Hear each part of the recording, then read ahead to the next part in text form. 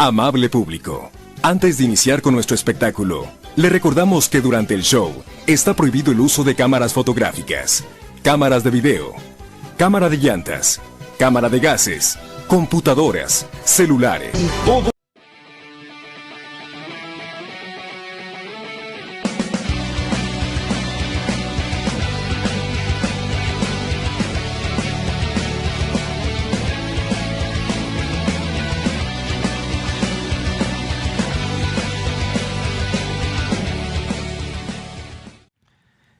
Les adelanto que vamos a tener una conferencia relativamente corta porque tenemos que salir al aeropuerto para viajar a Mexicali. Quiero agradecer mucho a los legisladores, en este caso a los senadores, porque se aprobó la iniciativa que enviamos de quitar el fuero presidencial. Esto es un hecho verdaderamente histórico. No se podía juzgar al presidente en funciones solo por cualquier delito, solo por traición a la patria. Y esto significaba un fuero. Ahora, con esta iniciativa, con esta reforma a la Constitución, se va a poder juzgar al presidente por cualquier delito como a cualquier ciudadano. Se termina el fuero. Esto se estableció, lo del fuero presidencial, en la Constitución de 1857. Se mantuvo en la Constitución de 1917 y es hasta ahora que se quita el fuero presidencial. Estamos hablando de cerca de 150 años de mantener este fuero, este privilegio para el presidente. Esto es un gran avance. Como ya se aprobó en las dos cámaras, ya solo falta que se apruebe en la mitad más uno de las legislaturas locales. Es decir, en 17 congresos locales. Y no va a haber ningún problema, ya creo que van a iniciar estos procesos legislativos y antes de que termine el año ya entre en vigor esta reforma constitucional. Vamos el día de hoy también a dar otra muy buena noticia porque se van a suscribir dos decretos, uno para ampliar los apoyos fiscales en la frontera norte, a lo largo de los 3.180 kilómetros de frontera con Estados Unidos. Este programa de apoyo lo iniciamos en el 2019, al principio del gobierno, ha dado muy buenos resultados. y se amplía. ¿Cuáles son los beneficios? Se reduce el impuesto sobre la renta al 20%, se reduce el IVA a la mitad, al 8%, se homologan los precios de los combustibles, la gasolina en estados como Chihuahua, como Coahuila, cuesta 4 hasta 5 pesos menos que lo que cuesta en el resto del país. También se logró que el salario mínimo en la frontera se incrementara al doble en beneficio de los trabajadores.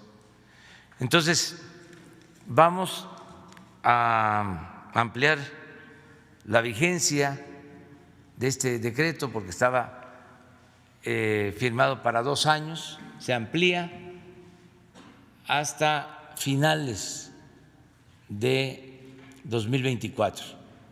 Se amplía para que tenga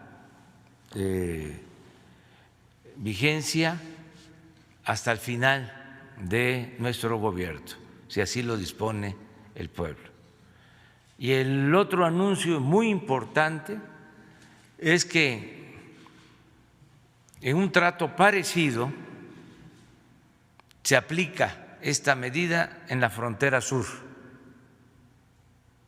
de nuestro país, para beneficio de las ciudades, de los municipios fronterizos de Chiapas, de Tabasco, de Campeche y de Quintana Roo. Van a tener el mismo apoyo.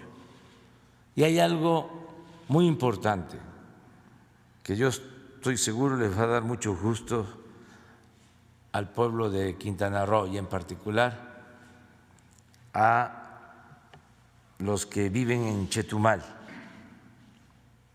y creo que a los pobladores del sureste en general. Chetumal va a volver a ser una zona franca, libre de impuestos de importación en países donde no tenemos tratados comerciales. Es decir, no se va a cobrar impuesto por la importación. Entonces, van a poder llegar mercancías a muy bajo precio a Chetumal, como era antes de que llevaran a cabo los cambios ya en el inicio del periodo neoliberal. Entonces, esa es la información que tenemos sobre estos temas. Vamos a escuchar a la secretaria de Economía, Graciela Márquez, que nos va a explicar en qué consisten estos tratados, en particular el de la frontera norte, que vamos a firmar hoy en Mexicali, en el Palacio de Gobierno de Mexicali. ¿Por qué en Mexicali? Porque ahí surgió la demanda en Baja California. Fueron empresarios de Baja California los que me hicieron el planteamiento de que se le diera un trato especial a la frontera norte. Entonces, por eso queremos firmar ahí este convenio o la ampliación de este decreto. Lo vamos a hacer al mediodía de hoy, allá en Mexicali. Se va a explicar cómo se amplía este beneficio fiscal y aquí sí vamos a firmar el apoyo a la frontera sur, con lo que expuse de el estatus o la situación especial para Otompe Blanco y en particular Chetumal, Quintana Roo. Esto sí lo vamos a firmar aquí para que entre en vigor el 1 de enero del año próximo. Entonces le dejamos la palabra a Graciela Márquez. Muchas gracias, presidente. Con su permiso. Muy buenos días a todas, a todos. Pues efectivamente, con esta buena noticia de la siguiente, por favor, con esta buena noticia de la extensión de vigencia del decreto que hace posible la existencia de estímulos fiscales en la frontera. Entonces, lo que vemos en primer lugar es que este programa, el programa de la zona libre de la frontera norte, arrancó al inicio del gobierno del presidente López Obrador, el 1 de enero del 2019. Es considerado uno de los programas prioritarios de este gobierno y le hemos venido dando seguimiento. Al arrancar, el decreto solamente tenía una duración hasta el 31 de diciembre de este año. Hemos venido viendo la evolución y en un momento les vamos a presentar los resultados que motivan que hagamos la extensión de vigencia.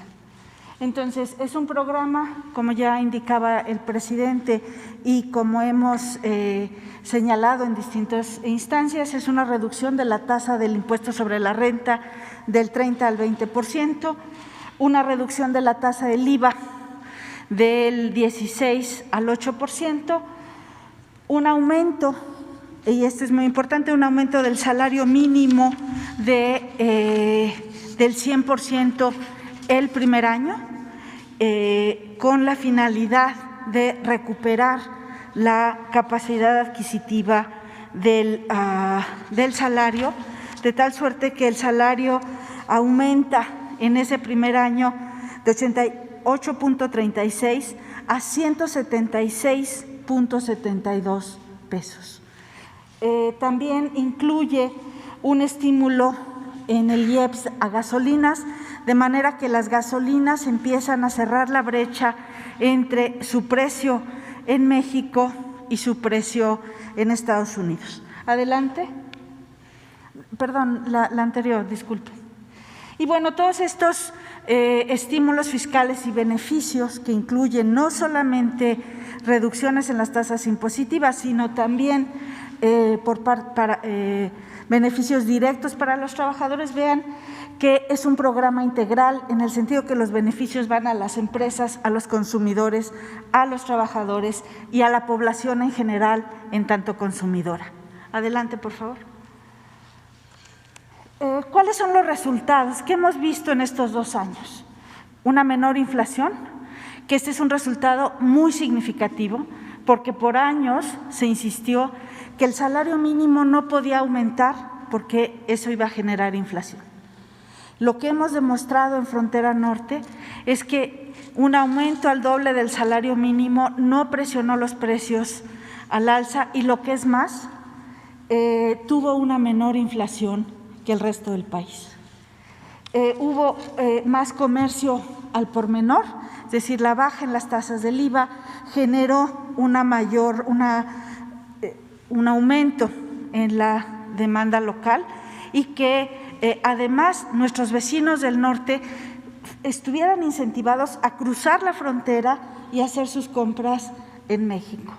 Un aumento no solamente del salario mínimo, sino un aumento del salario promedio y una disminución en los precios de la gasolina. Y como dice el presidente de la República, cuando le hemos acompañado en las giras, uno puede ir viendo en las gasolinerías pues precios más bajos de lo que observa en el resto del país. Adelante, por favor. Dado estos resultados, pues vamos a hoy a mediodía se va a firmar el decreto, el presidente va a firmar el decreto que extienda la vigencia de estos estímulos fiscales hasta el 31 de diciembre del 2024. Esto también es muy útil porque les da certidumbre a las inversiones. Los industriales pueden saber que en los próximos 4 años van a tener estas mismas condiciones y eso va a seguir siendo un factor de atracción de inversión. Entonces viene una reducción del IVA en las mismas condiciones del 16 al 8, adelante, del ISR, el impuesto sobre la renta, del 30 al 20%, adelante, y continuará el estímulo a gasolinas para que los energéticos sigan siendo menores a los del resto del país. Pues muchas gracias. Esta es la información que tenemos respecto al programa de la zona libre de la frontera norte. Muchas gracias.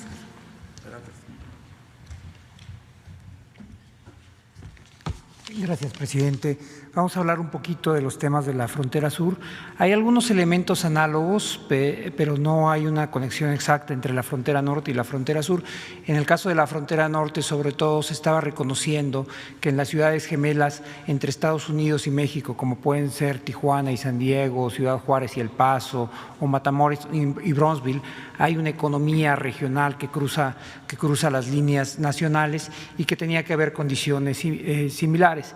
En el caso de la frontera sur, ese parece ser el caso, la misma racionalidad en el caso de Chetumal, pero eso es ligeramente distinto en el caso de los otros municipios. Tenemos 23 municipios en la frontera sur y la motivación principal radica en la diferencia entre las condiciones que existen entre el sur del país y el resto del país. Por ejemplo, si vemos por casos de pobreza extrema, lo que van a ver es que mientras el país, de acuerdo a las cifras del Coneval, hay una pobreza de alrededor del 43.7, en la frontera sur prácticamente 2 de cada 3 mexicanos viven en una situación de pobreza. Y lo mismo pasa cuando vemos las cifras de pobreza extrema, donde prácticamente el 25% de la población en el sur se encuentra en una situación de pobreza extrema. Entonces, lo que pensamos es que tenía que haber algún mecanismo que facilitara, ayudara a detonar la actividad económica en ello, que fuera complementaria de los programas y de las inversiones que el propio gobierno ya está haciendo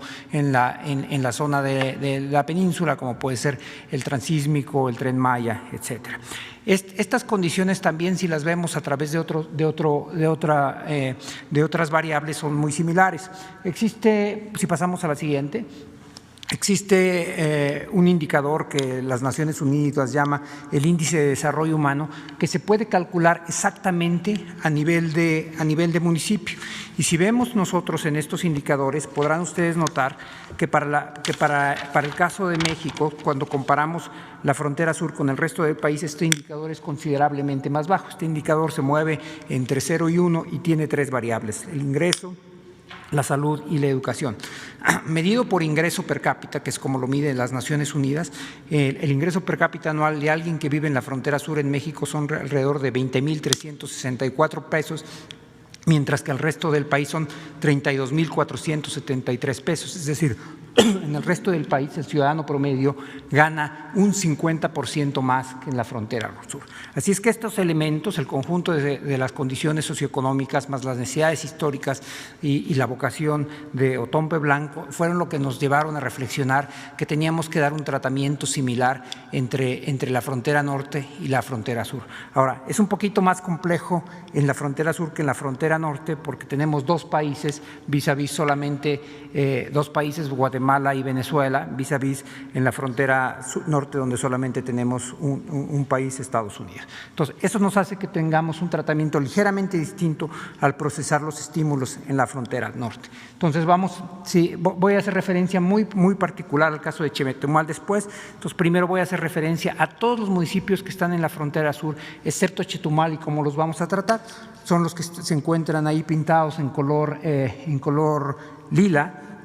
Son 22 municipios que tienen frontera con Guatemala, cruzan, como el presidente señaló, 3 entidades: Chiapas, Tabasco y Campeche. Y lo que estamos proponiendo, que estos sí es muy similar a lo de la frontera norte, es una reducción del IVA del 16 al 8%, una reducción del impuesto sobre la renta del 30 al al 20% y un estímulo del IEPS a gasolinas para igualar los precios en la frontera. Los precios, al igual que lo que ocurría en la frontera norte, los precios del lado mexicano son distintos del lado guatemalteco y de hecho lo que encontramos es contrabando de gasolina de Guatemala a granel hacia México. El caso de Chetumal es diferente. Entonces, en el caso de Chetumal tenemos que dar un tratamiento distinto, inclusive porque históricamente tuvo un desarrollo con características que lo hacían diferente. Hasta hace relativamente no mucho tiempo, Chetumal era una zona aislada del país y entonces lo que ni siquiera se podía garantizar es que llegaran la provisión de bienes del país y se buscó entonces en 1934 que hubiera una zona libre para que una parte importante del abasto de bienes llegara a través de Belice, dado que era muchísimo más complejo llevarlo del centro del país. Y este fue el estatus que mantuvo Chetumal entre 1934 y 1993. En el momento en que se firma el Tratado de Libre Comercio, esto dejó de operar. Además, si pasamos a la siguiente, se tuvo un tratamiento, aquí sí ya histórico, de IVAs diferenciados. Como ustedes saben, hay una reforma tributaria que se hizo en 1978 para entrar en vigencia en 1980 y durante los primeros 11 años de operación del IVA hubo un tratamiento diferenciado donde Chetumal tenía un IVA más pequeño. Esto cambió en 1992, pero solamente operó por dos años más. Cuando el IVA aumenta nuevamente en el país y sube a un 15%, el IVA se quedó en Chetumal en un 10%, de tal forma que la mayor parte, a lo largo de la historia de existencia del IVA, en general ha habido un IVA diferenciado en Chetumal donde ha sido mucho más pequeño. Entonces, ¿cuáles son las medidas que entrarían a vigor a partir del 1 de enero del 2021 para la zona libre de Chetumal? Son las siguientes, si quieres pasamos a la primera. Sería exención del impuesto general de las importaciones y esto es a lo que se refería el presidente. Hay una aspiración histórica, yo diría incluso de añoranza de la gente de Chetumal, de regresar a lo que fue el motor de su economía por muchos años.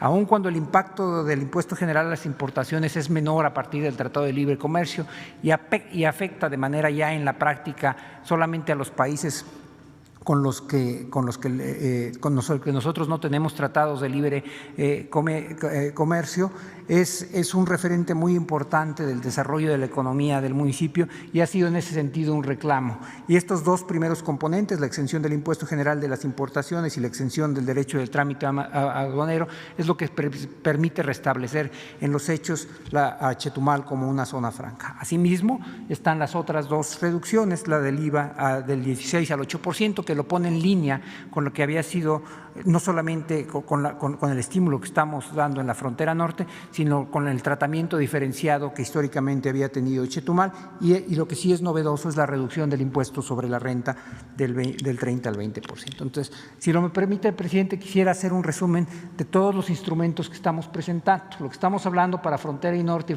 y frontera sur son 4 decretos. El primero es la ampliación de la vigencia del decreto de estímulos en la frontera norte. El segundo es el decreto de estímulos fiscales en la frontera sur. El tercero es el decreto de estímulos del IEPS de la gasolina en la frontera sur y finalmente el cuarto sería el decreto que establece los beneficios arancelarios en la zona libre de Chetumal. Como el presidente señaló, el decreto relativo a la frontera sur será firmado un poco más tarde esta mañana en Mexicali y si no tiene inconveniente tal vez podríamos firmar de una vez los que tienen que ver con la frontera sur.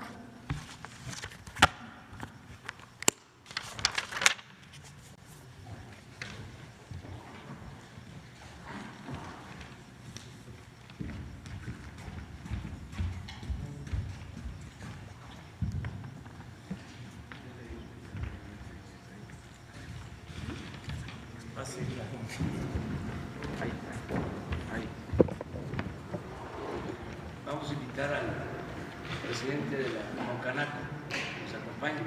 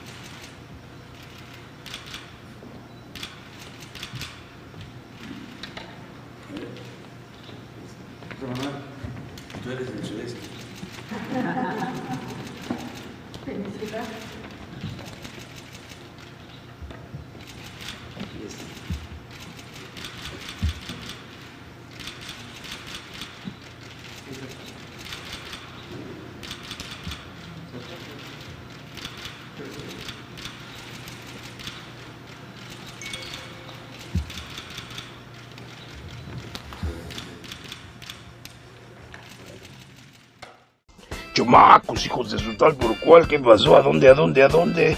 No se pueden ir sin suscribirse al canal de YouTube. Acuérdense que su papi Ganso, su tío Ganso, está al pendiente de sus likes, está al pendiente de sus suscripciones, está al pendiente de sus comentarios. Bueno, los comentarios me valen gorro, la neta. Pero pues ustedes denle like y suscríbanse y compartan el video para que más suscriptores puedan ver mi canal.